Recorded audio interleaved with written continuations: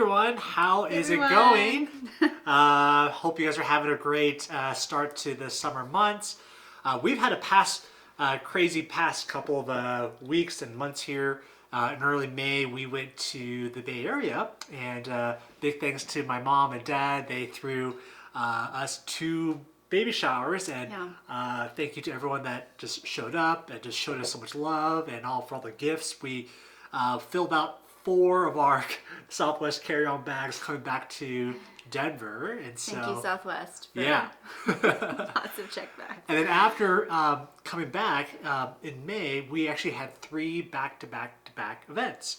The first one was the marketing retreat, which was a combination of my team, the advocacy team, and our communications team. And basically that time was just a really powerful time.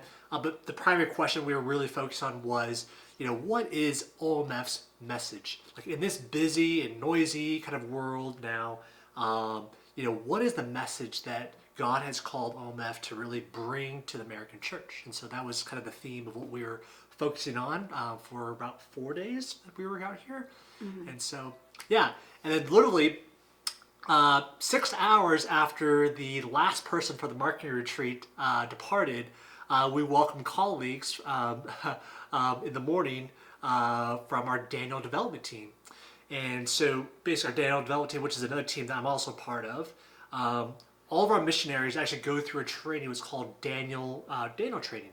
And you can think of it like just go back to the book of Daniel and how Daniel was crossing cultures into Babylon and really looking at how he was able to honor God and cross cultures in a really meaningful way. Mm-hmm. And so this is our training that all of our missionaries go through, and this team we're looking at how do we actually bring this to the American context, and how do we actually increase and improve and grow in our cultural humility, our cultural fluency right here in the U.S. And so it was another training I was also part of. And then right after that, we had another hosted a dinner for the Serve Asia team. And the Serve Asia team, many of you guys may know or may not know, that was a team that Becky and I actually were on together when we were dating. Mm-hmm. And basically, Serve Asia is our short-term missions discipleship program.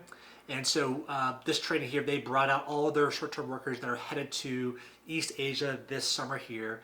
So it's really exciting to see our short-term workers being able to get back out to the fields, and they invited me to lead the commissioning, so the very kind of last part of the training there to really commission out our short-term workers to places like Thailand and Japan, Taiwan, and other places throughout East Asia as well. And so with that being said, you probably want to hear from, you don't want to hear from me anymore, you want to hear from Becky, so here she is. So like Brian said, for the marketing retreat, we had 2 people staying in our home, in the guest home for that event. And then right after that was the Daniel training event, and there were 2 people that we hosted for that.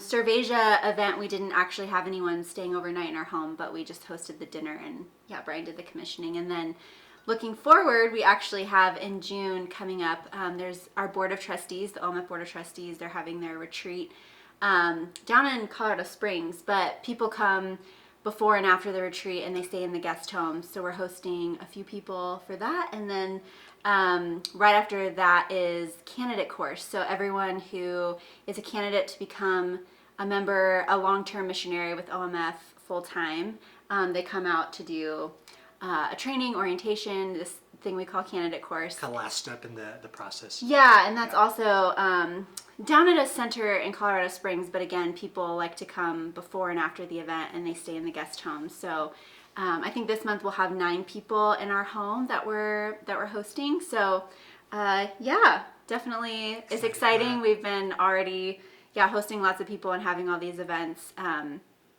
so that's been... Come out and visit us. Yeah, come out and visit us. We're also hosting Brian's brother and sister-in-law tonight. They're coming out tonight. So lots of rooms, lots of space, and we'd love to host people. For me, I've just mostly been working on the home still, lots of home projects, lots of building furniture, from IKEA, and lots of Facebook marketing running Facebook queen here. running Market queen around here. getting cheap furniture that also looks good. And maybe in our next video we'll give you guys a little tour of how we've updated the home. A few videos back we gave you a tour when the house was empty and we just needed to furnish it. So yeah, it's exciting. It's coming along slowly but surely. And with that, yeah, just really thankful and excited that my second trimester was, yeah, it was very full, lots of travel and lots of doing house projects, but I'm so thankful for all the energy that I had. I am in the third trimester now, so about 30 weeks along.